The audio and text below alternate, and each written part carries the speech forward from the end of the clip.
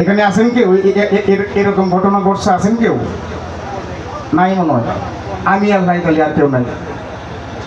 জনম ভরা শুনলাম, যখন থেকে বুঝি তখন থেকে শুনছি যে এই সন্তান, বাবার কাঁধে সন্তানের লাশ, এটা খুব ভার। কিন্তু এটা বুঝানোর মতো কেউ ভাব নাই যে পর্যন্ত এই জিনিসটা তার খাদে না উঠছে।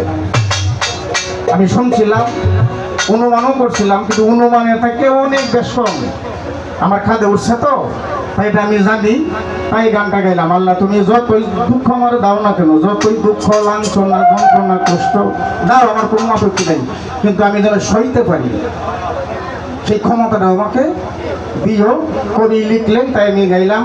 আমার ছেলে একটাই ছিল, 12 বছর 2 মাস বয়স ছিল তার। যে কোনো কারণে পৃথিবী ছেড়ে চলে গেছে। এটা 4 মাস, আজকে মনে হয় 13 দিন না 14 দিন, 13 দিন, আজকে 13 দিন, 12টার পরে 14 দিন পরে যাবে। এই কারণেই বললাম যে এটা খালি শুনছি খালি যে এটা খুব ভার, আমি লয়ে দেখছি এটা আসলে খুব ভার। এটা যার খাদে উঠছে একবার, এটা একমাত্র সেই জানে এইটার যে কি ভাড়ার যে উঠছে, যার খাদে উঠে নাই সে কই আর কতক্ষণ।